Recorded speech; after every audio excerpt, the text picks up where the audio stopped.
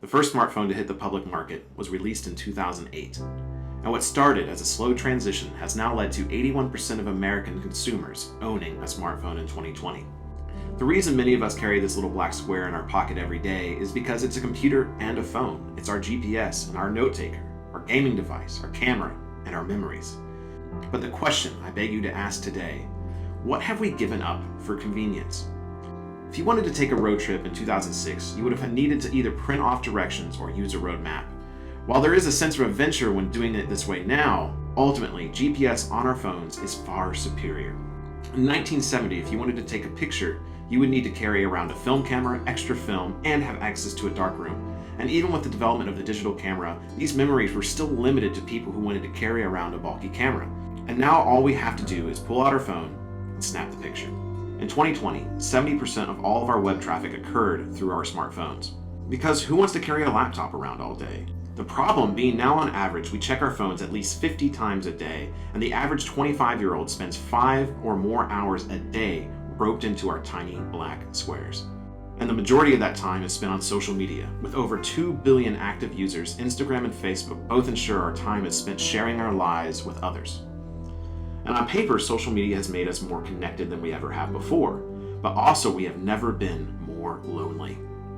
While we can connect to millions from the palm of our hands, we also are in an age where we no longer know our neighbors, and after the events of 2020, we have never been more isolated from others. The small dopamine hit we get from being followed, or our post being liked, or having a viral message sent out, only get us so far and can only distract us for so long before we realize what we really seek is connection. Connection with our friends and family, connection with the nature around us, and the gods that guide us. For a long time, I thought the answer was that I needed to go back to a flip phone. The nostalgia of closing a flip phone during a conversation is already very enticing. And this nostalgia is very short-lived and put into the grave by the dreaded T9 keyboards. The only benefit being that you can text in secret from your pocket in your 8th grade history class, but otherwise there is no getting around that the modern messaging platforms are just far superior. And the reality is, I send about 100 to 200 messages a day, and I am beyond thankful to have my smartphone for that. As a photographer, I have to admit that phone cameras have gotten good, really good. So for me to carry a full-frame DSLR is hardly necessary. So throwing away our smartphones is not the option. We have to accept that the smartphone is here to stay, and that for the majority of us, it is a necessary evil. All that remains is learning how to control this evil. We must look at what our devices do for us, and then remove what they hold us back from. I believe it is time to see a smartphone for what it really is, a tool. This to me is where digital minimalism came in. Now, as many of you may know, I am a minimalist, or at least I'm attempting to be one. What that means is that I try not to accumulate more stuff, and that the stuff I do have has meaning and active purpose for me. And so when transcribing this over to digital minimalism, we only have to put it in terms of our smartphones or our devices. So 1, how do we accumulate less stuff digitally? And 2, how do we make sure that the stuff that we do have is meaningful to us and useful to us? So remember, the entire idea behind this is to turn this little black square into a tool once more. So let me show you what's on my phone. This is the only page of apps. So I keep everything limited to just one page, and this is kind of my own rule for myself. If I have another app to add and I don't have room, I need to decide what app I need to delete.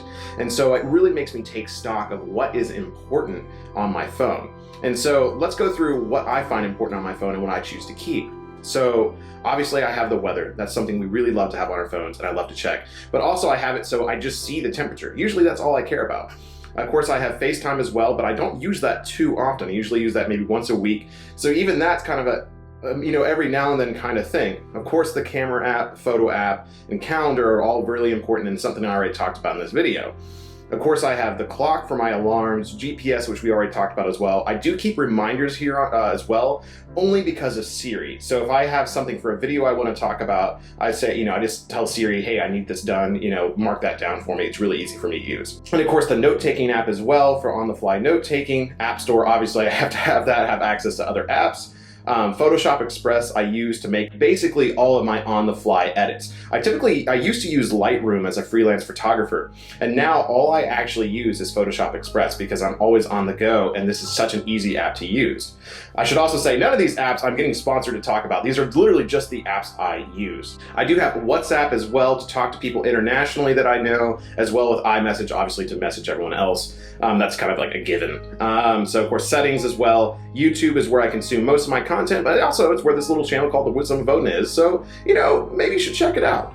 The third app, obviously, I have a bank. I need to know my income. Audible I use while I'm taking walks outside. I usually have at least one book I'm listening to on Audible and one book I'm reading in person as well. Day One is actually an app I've just recently starting to use. It's a really good app. It literally is just a journal. And so every day it reminds you to take notes, take a journal. You can even add pictures in as well. So at the end of the month, you can actually print this off into a book, or the end of the year, which I think I'm going to do, is you can print it off into a book, and I think it's only like 15 bucks. Again, I'm not sponsored to talk about it. I just think it's a really good app, and I've wanted to get more into journaling anyway, so I really love this app so far. And of course, social media down here at the bottom. So I do have Patreon on here. That way, if someone does message me on Patreon, I do try to get back to it. I do have notifications turned on, and this is a good way to connect with everyone that does support me there. And of course, we do have Discord as well, which I do use pretty regularly on the basis to talk to my team that I work with all the time, putting on these gatherings, but also where everyone in Patreon gets to, oh my, maybe I shouldn't have opened that. Also, I do have Instagram as well on my phone. I have removed Instagram so many times from my phone, but I keep coming back to it just because of the stories, but also just the ease of access. I have not found an equivalent to use on the laptop that makes it easy for me to delete this. I've deleted it for 2, 3 days, 4 days, and every single time I always end up with it back on my phone. You are going to find what works. You're gonna find, hey, I'm gonna remove this app for a while, and you'll find yourself within a day wanting to download it again. Obviously, with several social media apps, I do recommend taking a few days to kind of process what it's like to live without them. Things like Facebook, I have found that I am perfectly fine living without on my phone. It's just Instagram seems to be the one thing I cannot find a proper replacement for on my laptop. And of course, you got phone, Safari, messages, and Spotify. So yeah, that is my phone. I keep it simple, I keep it clean. I do add things from time to time, like if I go out of state, I do tend to put email on my phone, or go to see my family. I put email back on here, but otherwise I put email completely on my laptop. We are constantly trying to control our smartphones, and we don't let them control us. I think, maybe one page won't work for you. Maybe it'll take 2 pages. Maybe removing certain apps won't work for you. Maybe you need to have that Facebook app. That's okay. Just find what works for you. I just think it matters that we're actively trying to make a difference in our smartphone usage. Once again, the entire idea behind this is control. Who controls who in these situations? Do our smartphones control us, or do we control them? And that we make sure that they continue to just be tools and useful to us, and that they don't drain us away from what is really important in our lives. Another thing I recommend people do is a smartphone cleanse, so to speak. Now, this can take several different forms. One is you completely just go back to a flip phone, or you just, put your phone in the drawer and we don't use it. But this is ultimately not something that all of us can do. Anyone that has a business or, has a very, active in-home job, it might not be possible for you to completely remove yourself from your phone, or perhaps you have family you take care of, or family you truly care about, and you're waiting for that important phone call. So maybe it really can't be done. But I have done it before, where I just go into the woods or go into nature and I turn off my phone completely. And more often than not, when I come back and turn my phone on, I don't have any missed calls and I don't have any messages that I immediately needed to respond to. But of course, this is going to be different for everyone, and see how comfortable you are doing this as well. But there used to be a time where we didn't have constant tabs on our friends and family, and they didn't have constant tabs on us. And maybe it's time for us to return to that a little bit.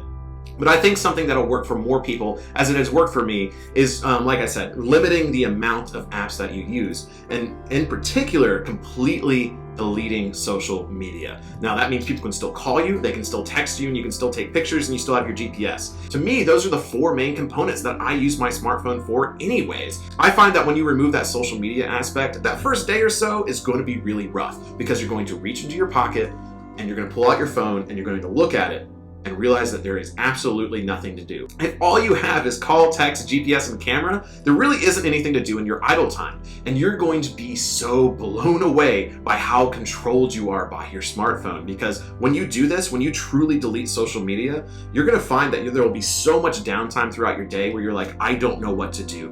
We are so uncomfortable as a society with having nothing to do, with having silence. I mean, shoot, it's gotten so bad that even I do it. I know many of us do it, is when we get to a red light, the first thing we do is we pull out our phone and we go on social media.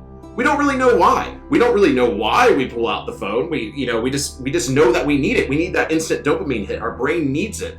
And so truly, I believe that once you remove your smartphone from the equation, you're going to realize that you're an addict. That so many of us are addicted to our smartphones, and that once you remove it, you crave it even more. And it has something that is built into it that makes you crave it, that makes you addicted. And in this moment, that is the dopamine we get when we are using our smartphone and we're going through social media and we're getting that fires off of, yes, people like me, we get that approval. And when you remove social media from the equation, your brain is going to be grabbing for that again. Your brain is going to want that rush of going through social media. And it's going to take you a few days to really remove that need and that desire. But once you get rid of those first few days, those shakes, those true shakes, what you're going to realize is that you're going to be fulfilled again by activities that you once cherished. Things like hobbies, things like craft, things like hiking, forming connections with your friends and family. You're going to call your friends and say, hey, let's hang out. Great, hang up the phone and go. And that's something that I realize in the many times I have taken a break from social media and completely removed it from my phone, is that in the moments that I live, I enjoy them so much more. But of course, the most important aspect, and the reason this video is on this channel, is that I believe when we start distancing ourselves from our smartphones and social media, we can connect to our spirituality, our religion, and our gods far more easier. Because I believe the thing you're going to notice that the first few days that you go on a social media cleanse or a complete smartphone cleanse, you're going to feel that clouded headspace for the first time. You're going to realize how much the smartphone and the social media world clouds your judgment and clouds your connection to the energies around us, clouds our connections to the gods. And after a couple of days of going through this, you're going to realize how much clearer your mind is by not being so absolutely loaded with garbage. I mean, social media has its place. We wouldn't be here without it. We wouldn't be having this conversation. I wouldn't know so many wonderful people in this community. But again, that's because I'm using it as a tool. And every time I feel like it starts to consume me, I take a step back and I realize what's truly important to me, to this faith, and to this community.